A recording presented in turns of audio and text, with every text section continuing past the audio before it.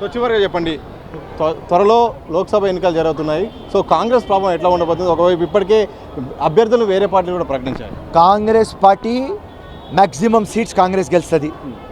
10, 11, 12 ఇది నాది పర్సనల్. కాంగ్రెస్ పార్టీది గాంధీ భవన్ది కాదు. మళ్ళీ గాంధీ భవన్ కింద నిలిచి ఫిరోజ్ ఖాన్ చెప్పినాడంటే ఫిరోజ్ ఖాన్ది personal calculation. 10, 11, 12 by default BRS ఒకటి గెలుస్తుంది, Medak by default. Right, BJP strong క్యాండిడేట్కి పెడితే అసదుద్దీన్ కూడా పోతాడు, పీక్తాడు. కానీ ఈ బోకసోట్లు ఉన్నాయి కాబట్టి ఆ తోతాపరి క్యాండిడేట్కి పెట్టినారు కాబట్టి హైదరాబాద్ అసదుద్దీన్ గెలుస్తాడు. Right, 4 seats. ఇది నా prediction. Right, day by day Congress strong, day by day BRS week. దాని తర్వాత 20 నుంచి 25 ఎమ్మెల్యేస్ ఆఫ్టర్ ఎంపీ ఎలక్షన్ కాంగ్రెస్లో వస్తాయి. ఇలా 64 ఉన్నాం.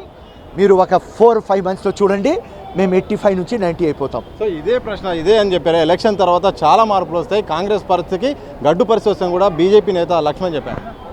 Congress party day by day strong అవుతుంది. బీజేపీ ఢిల్లీలో స్ట్రాంగ్ అవుతుంది కాదు నేను చెప్పలేను, కానీ స్టేట్లో Congress day by day, Congress Revanth Reddy Congress team day by day strong అవుతాం. 10 years ముఖ్యమంత్రి రేవంత్ రెడ్డి పక్కా. దేవుడు ఆశీర్వాదం, ప్రజల ఆశీర్వాదం ఉంటే హ్యాట్రిక్ కొడతాడు రేవంత్ రెడ్డి. సో చివరికి ఒక ప్రశ్న చెప్పండి, వచ్చే ఎన్నికల దేశవ్యాప్తంగా జరుగుతుంది, ఇండియా కూడా పరిస్థితి ఏంటి? మోడీ మరోసారి గెలుస్తాం ఎన్డీఏ అని చెప్తున్నారు, మీకున్న క్లారిటీ ఏంటి? రిపోర్ట్స్ అన్నీ చూపిస్తున్నారు అడ్వాంటేజ్ మోదీ అని, కానీ ఇంకా టైం ఉన్నది. ఇది gambling table, every 15 days table change అవుతుంది. ఇక్కడనే చెప్తున్నా, తెలంగాణ ఎలక్షన్ 15 days ముందు బీఆర్ఎస్ గెలుస్తుంది అని చెప్పింది, దాని తర్వాత కాంగ్రెస్ గెలిచింది.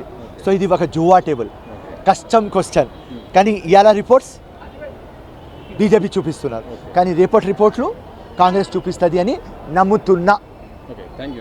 మొత్తంగా ఇది ఫిరోజ్ ఖాన్ గారు ప్రధానంగా చెప్తుంది. సో వచ్చే ఎన్నికల్లో మాత్రం గణనీయంగా పార్లమెంట్లో మాత్రం కాంగ్రెస్ పార్టీ 10 నుండి 14, 12, 13 సీట్లు సాధించే అవకాశం ఉంది. కేంద్రంలో మాత్రం ఇప్పుడు మాత్రం బీజేపీకి ఎడ్జ్ ఉందని మాత్రం వారు స్పష్టం చేసిన సందర్భం చూడవచ్చు. మరోవైపు హైదరాబాద్లో పార్లమెంట్ నుండి పోటీ చేసిన బోగస్ ఓట్ల కారణంగా మాత్రం ఓడిపోయే అవకాశం కూడా కాంగ్రెస్ పార్టీ ఉన్నట్టు కూడా వారు కుండ బద్దలు పెట్టిన సందర్భం మాత్రం కనిపిస్తూ ఉంది. గాంధీ భవన్ నుండి కెమెరా పర్సన్ మసూద్తో సతీష్, దిశ టీవీ.